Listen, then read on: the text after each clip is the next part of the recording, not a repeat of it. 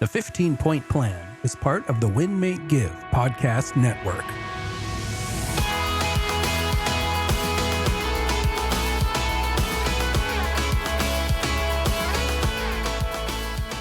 Welcome to the 15-Point Plan. My name is Chad Himes. I get to be your host on this podcast, joined by my amazing, wonderful, gritty co-host, Jillene Snell. Hello, Jillene. Hey, it's great to be here. Looking forward to this one. As we go through season one, just as a reminder, we are going through the 15-Point Plan itself. Each one's getting an episode. We're giving you the overview on it. We'll be coming back, diving deep into many of these topics Jillene and I are excited about. Today, we are on journaling. Now, we've already talked about goals, movement, hydration, sleep, nutrition, supplements, and influences. So make sure you're going back and catching all of those so that you can use the 15-Point Plan tracker available to you at 15pointplan.com. And you can earn that check mark every day because we know as you start hitting all 15 of these things, your energy levels are going to go up. Now, Jillene, we're going to talk about journaling today. And I said all of that to say this. I'm going to admit, if there's one thing I'm not checking off, it's this one. I have never been a journaler, and the 15-Point Plan is going to get me journaling. And my research that I did for this episode for us is going to give me some ideas that I'll share with everybody out there as well as to how I plan to get started on it so they can as well. I want to start this off with a quote that I found while researching. It's from an author, Natalie Goldberg. And Natalie said, whether you're keeping a journal or writing as a meditation, it's the same thing. What's important is you're having a relationship with your mind.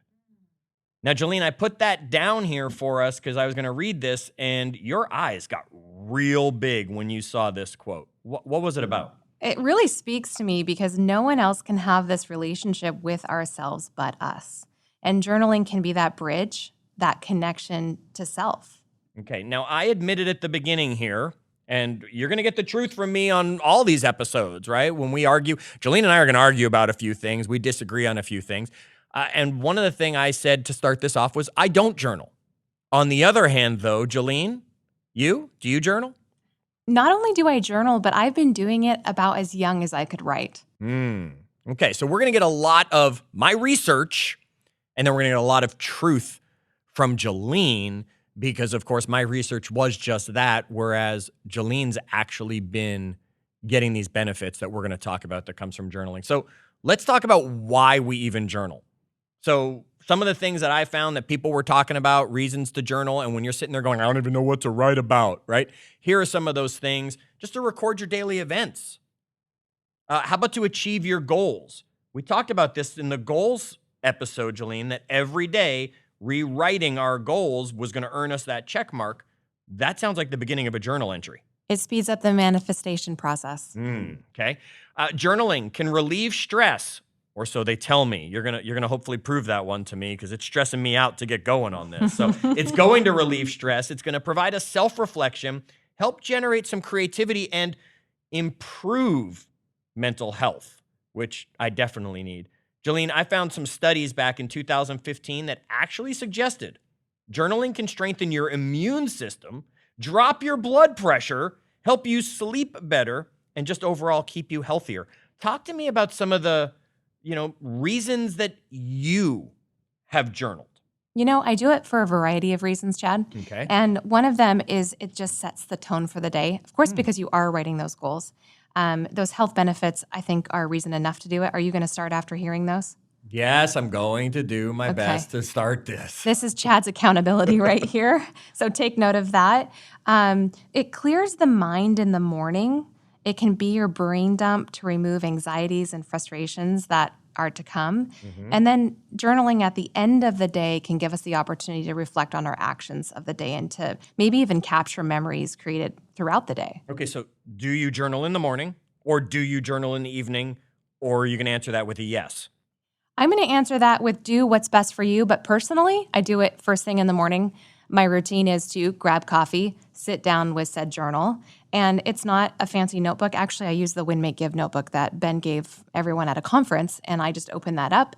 And then I do have a process that I follow when I do it. Ooh, all right. So stop everything I've researched. Jillene, talk about this process.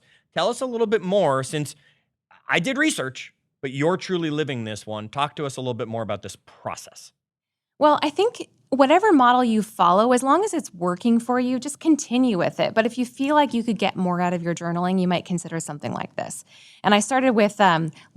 I've started with a lot of different journaling techniques, but I fell into this interesting pattern that is extremely simple, and it's a G themed. The letter G. Okay, got it. And it came from gratitude, because that was the first thing that I would write in my journal every single day, was what I was grateful for. So I'll write down what I'm feeling grateful for that day, which is interesting because you have to really think about it, because you haven't done anything necessarily that day when you're writing in the morning. And we have a whole episode coming up on gratitude, so we'll keep going. Second thing is writing your goals, whether it's a big business or personal goal, or perhaps even just a small step towards one. For instance, I need to refinance my house. That's a goal. And I put on just one simple thing I need to do to get that refinance in order. And we talked about that back in the goals episode. Keep going with this G theme, you gritty one, you. The third one is give. And that's, what value will I provide others that day, such as being a great listener and asking thoughtful questions. Okay. The fourth one is get. And this one sounds selfish, and it's geared to be selfish. And it was actually a hard one for me to add in, but it's been one of the best. So it's what I'm going to give to myself that day in the form of maybe self-care. And for me, it's often like an exercise class, or just setting aside time to plan a next vacation. And ironically, Chad, tonight it's actually a TV show. I've been doing a lot of study for this podcast and been busy with kids, and I haven't had time to watch a TV show that I really want to watch. So what I'm getting out of today is being able to watch that tonight. I've scheduled that. Okay, so gratitude, goals, give to others, get for yourself, and the fifth G is? Grow. And it's not just like, hey, listen to a podcast, read a book. It's actually picking a book and saying, I'm reading chapters 3 and 4, or I'm picking this specific podcast.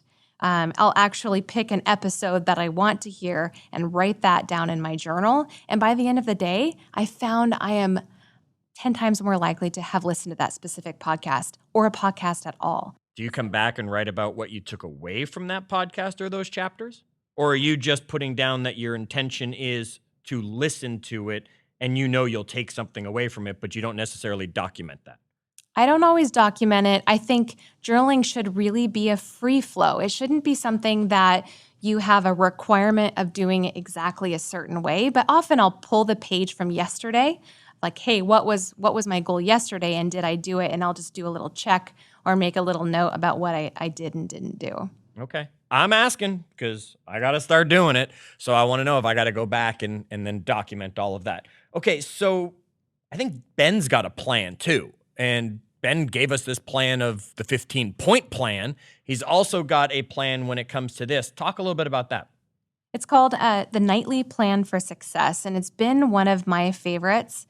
And that is just taking a few minutes every single day, and ideally in the evening before you start your next day, right? Before you wake up in the morning and you hit the ground running. In that evening, for maybe 5 or 10 minutes, reflect on the day based on your previous journal entry. Did I have a winning day? Write our thoughts and feelings on it if you'd like. Then visualize what we want to accomplish the next day. Okay. Ben's Nightly Plan for Success has 6 things on it, Jillene.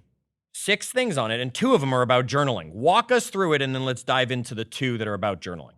So the first one is visualizing what we want to accomplish tomorrow. Okay. The second one is looking at what our calendar has on it and canceling anything that's not important. Got it. That's that control of time that we talked about. Yep. And the third one can include journaling, which is making a list of what our priorities are and then organizing them in the order of what is most important to our overall goal. Okay, so that's journaling. I mean, even if it's Absolutely. not in a journal, if we're making a list and prioritizing, we're doing some journaling activity. And this is an example of how journaling can happen in many forms. Okay. The fourth thing is to plan, to journal what we're going to do for our rituals, such as exercise, hydrate, read, listen to.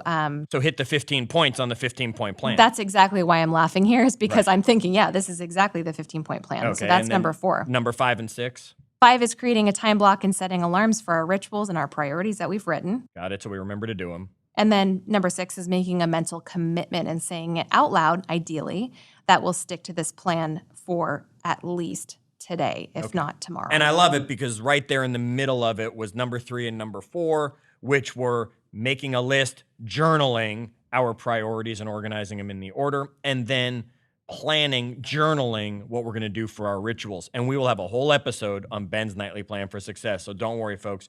We will absolutely come back to this. Now, Jillene, in my research, one of the things that kept coming up was where to journal.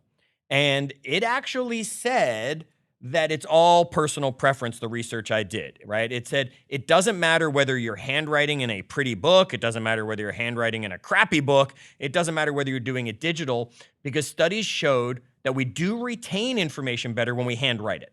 That's why it's good to study for tests, things we're trying to memorize, things like that. Handwriting does help. Although that's not the purpose of journaling. We're not being tested on our day. So it doesn't necessarily need to be handwritten. What we're doing is we're documenting moments, we're creating those lists, we're capturing our reaction to events, our mindset during chaos that's happening, ways to grow and ways to improve. And there are a lot of people who are a lot faster actually digitally than they are doing it handwritten. How do you do it? Chad, I know you've got some great suggestions for some apps that people can use. I found some great apps out there. One of the most successful journaling apps out there, and it works on the Apple and that other platform, right? And it's called Day One, spelled out D-A-Y and then O-N-E.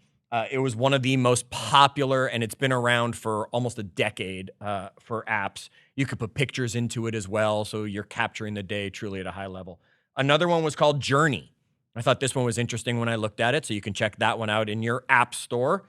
And then this one was really interesting, and it's the one I'm going to probably look into because it was the tops for beginners of journaling, and it was called 5-Minute Journal. And it's spelled out, and you can go search for them in the app store that they're there. Jillene, another question about the where of journaling. You mentioned you grab your coffee when you go to sit down and journal. Do you have a certain table? Do you have a chair that you're journaling chair? Do you just wherever there's clean space? How do you wear the location of journaling? Does it matter? My personal belief and philosophy is that you should never overthink something. You should just do it.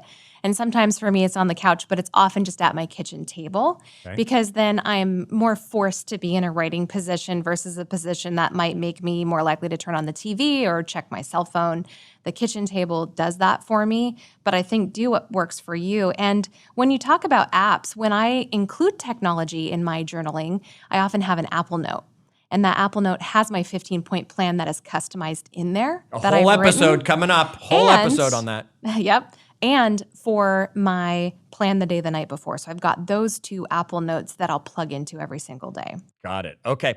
And folks, I just want you to understand this because this was the kind of relief to my shoulders as I was thinking I don't really journal. You are already journaling. I mean, if you are using social media on a regular basis to share what you're doing, to share what's going on, to document the feelings and thoughts about it, you are. My journal apparently just happens to be Facebook. And I just need to maybe add a few more personal thoughts to it by taking it somewhere private instead of somewhere so public. And sometimes that's important, right? We don't always want to share those things publicly because we are the most important people in our lives. We are the person we need the strongest relationship with. Yes. And putting it in writing will actually create that. Okay, Jillene, let's give some tips for some successful journaling here. Let's talk about a few tips. Give me tip number 1. Start small and don't overthink it. Okay. That sounds pretty easy, folks. Tip number 2, it's okay to be messy with your thoughts and your spelling. Because again, it's only for you. So don't worry if you're handwriting, the little red squiggly line's not going to show up under things and no one's judging you for it. Jillene, give me the next tip on our list. I think if you're not sure of what to write down, you could rewrite your goals. You should rewrite your goals based on the 15-point plan, but also you could follow a model like the one I gave you with the G's. Yeah, that was a great one, which says you could write your goals and, of course, things that you're grateful for right there to help you get started, okay? Another tip, keep your journal close because you never know when the moment might hit you. Jillene has a ritual with hers of sitting down with her coffee in the morning, but that doesn't mean midday there isn't something she wished she had her journal to pull out and scribble down and take note or take thought of. I often take a picture with my iPhone after I've written it, and then I take that with me that day. There you go. Okay, give me another one, Jillene. I think just start with a sentence like I feel, I think, I want. But one of my favorites is actually I am. And Chris Suarez just wrote a blog recently on this as being one of the most powerful, simple affirmations and two of the most powerful words in the English language, I am. And by owning those two words, both verbally and non-verbally, we'll find ourselves in complete control of our lives. Like that's how powerful it is, right? For example, Chad, I am happy. I am prepared. I am a good communicator. I am patient. I am loved. I'm a great podcast host. That's for you, Chad. Oh, well, thank you. You're the one who said it, which you're saying it. You are. And the first thought that we might have could be a negative one, but it's not that thought that counts. It's the second one, the one that we choose to write about. That starts with something like, I am. And that method pushes out negativity and leads us into a positive chain reaction. I love that. Thank you, Chris, for the message that he did share. Yes. And then Jillene, thank you for bringing it to our audience here. All right, gang. Here's what I know, having done the research, journaling can be a huge benefit because of the benefits that come from it. Not necessarily what we're writing, but that we are writing and that we are doing it. So give yourself some grace as you're beginning this journaling habit, okay? Take note, as Jillene put here, pun intended, as we said this, right? Take note of each time you do it and how you feel. And soon enough, this habit will keep you journaling indefinitely. Jillene, you said you've been journaling since you could write, basically. Since I could write, yep. I've actually got books and books and books in the archives. I've never thrown one away, but eventually I'll probably have to, or bury them somewhere. Yeah, I was going to say, are you worried that someone in the house finds those books at any point? You know, I don't think they want to. Okay, Yeah. got it. So remember, folks, it's your journal. Jillene, how do I earn that little check mark on the 15-point plan tracker under journaling? Whether you're writing using tech or you're writing using an old-fashioned pen and paper, it's just writing something.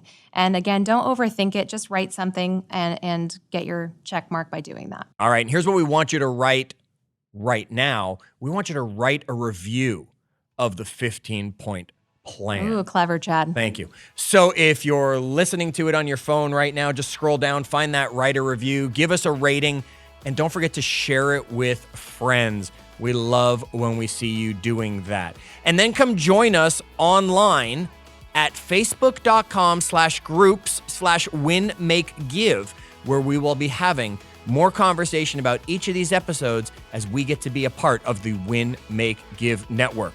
We hope this episode ups your energy and takes you to the next level.